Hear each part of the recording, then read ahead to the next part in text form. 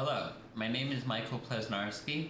I am the level designer for this level, titled A Passage in Time. One of my main inspirations behind this level were civilizations that inhabited caverns and caves across the world, such as Mesa Verde. Painting the rocks to brighten the areas influenced by direct light was something that was important to me, especially for areas around the cave's entrance and exit points. When I think about my experiences going through caves and caverns, the environmental conditions that I recall experiencing were a lot of heat and humidity, and that was a challenge that I wanted players to have to overcome. I wanted to mimic a sense of that challenge while going through the caves, at least visually speaking. So in doing so, I was able to alter some of the PPV settings to give us a nice desired effect.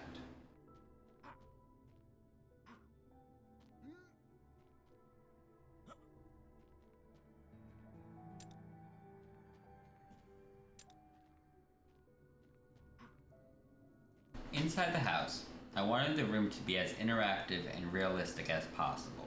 In doing so, I spent a lot of time working the behavior of the desk drawer to operate much like that of a drawer in real life. The house also features a book, A Passage 3 Time, hinting at a possible extended future for this level and turning it into a full-blown game.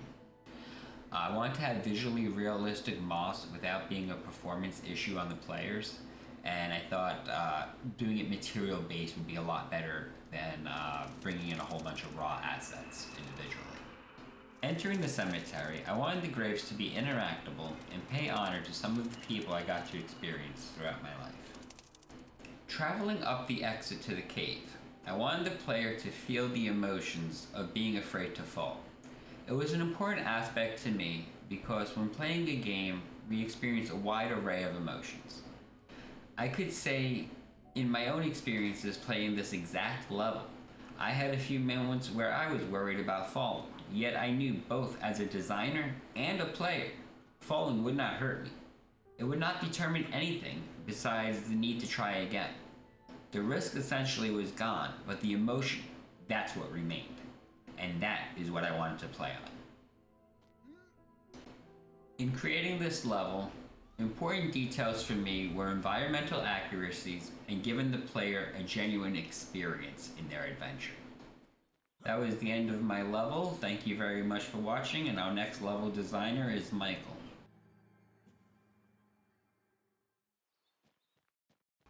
Hello, my name is Michael Bauer, and this is my adventure level starting area, Log House. The adventurer has come home from a long journey and has come to his log house. Come to find out that his log house has been ransacked, as if stuff has been stolen. The adventurer goes on a journey to figure out who is stolen from the only way you can get in and out of his log house area. The adventurer grabs an axe and grabs food and drink for the journey.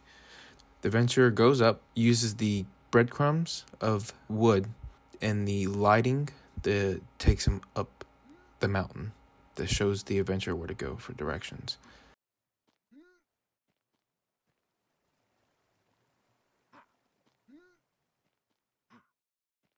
As the adventurer jumps down from the mountain, he has passed the valve that has been installed, and now he is in the mid-checkpoint of Scarlet Mountain. Now the adventurer has to go through the mountain looking for the items needed to push through to go into the mountain. There are 3 keys that the adventurer needs to go grab, and they're in the chest. As the player just fell, the lava kills the player and resets the player back to the mid-checkpoint. Now the player continues to go through the chest to get all the keys needed to continue on. There's a golden path of bricks, man-made bricks along the mountain to show the player where they need to go. The ledges, wooden ledges, show the player where they would need to jump to continue on to look for the chest. There's also lighting scattered around to show the player, I probably need to go there. Now the player continues on through the only pathway to go through, and breadcrumbs of the wood also keeps him going over there. Now the player needs to jump down and uses the ledges to jump down and the lighting there to show where the player needs to jump. There's also the lighting down here that shows the player the golden path. This is the gate. The player needs 3 keys to open that door to get into the village of the Forgotten. Now the player is running through this village to figure out what's going on. He grabs more supplies. He goes into the buildings to figure out if anybody's here. Obviously, there's people that live here. Now, player continues to go through the Forgotten Village. He sees that there's a fire. That means that somebody's been here recently. There's also, this mountain's very big for the mineral of scarlet ore. The player continues to go through the level, and he exits the Scarlet Mountain. And he goes up into the next level that is made by Monica Riggs, the abandoned cabin. Hello, my name is Jacob Colvin. I am filling in a script written by Monica Riggs for the level she designed, Road to the Ancient Kings. For my level, my main target theme was based off the Aztec people. I decided to start the player off at a cabin in the woods, then the player makes their way to the end at an Aztec temple mountain city. The only thing that really inspired this level was the game Tomb Raider, as the game made me think of the Aztecs. Another that inspired this theme was the Aztec people themselves. During this level, you will notice that the cabin is decorated with a light on the outside. This is to show the player that they are able to enter the building. On their way to the cave, the player sees a lamppost that points out a climbable cliff that puts the player behind the waterfall. I used lampposts to point the player to where they need to go to get collectibles, using them as breadcrumbs, if you will, as these collectibles would be missed otherwise. There are a total of 6 collectibles from the beginning to the end of my level. One chest, however, is empty as to trick the player.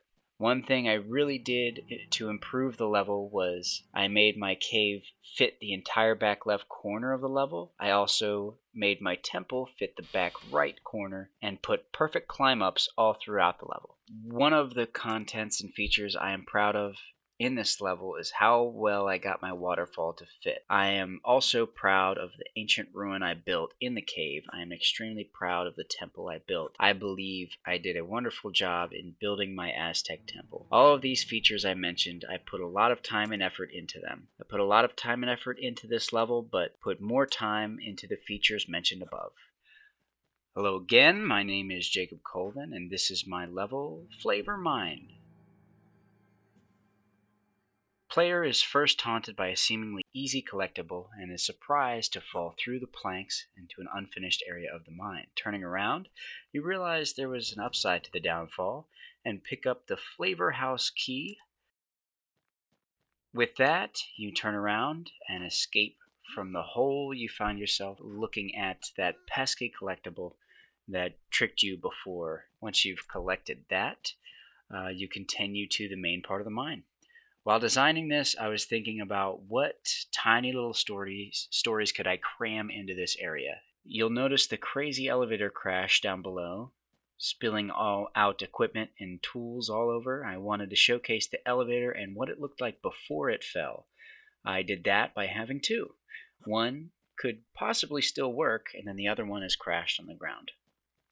Back to those little stories. As we head back to the Golden Path, I was very interested in where the miners would have lunch, so I put lunch boxes and helmets that were kind of laying next to each other, and friends would get together for lunch. Now, using the flavor key to get into the flavor house, I wanted it to feel less like a house and more like a staging area. Presumably the miners would check in here before they go off to work, coming and going through the elevators. I took care to twist and turn pretty much each old gnarled wooden plank that just to add that little extra touch. Dropping down off the side of the flavor house is a part that miners wouldn't have accessed, so there's much more grass and the terrain is much rougher. Missing our jump still gives us another one of those laughing collectibles, but also affords us the chance to continue trying to get to the end. If you look around, each pickaxe is generally going to have a water bottle somewhere close by. In my mind, this makes sense to the theme of the level. Once we do, we reach our flavorable escape and the end of my level. Thank you very much for watching, and from all of us at Team Topaz, happy holidays.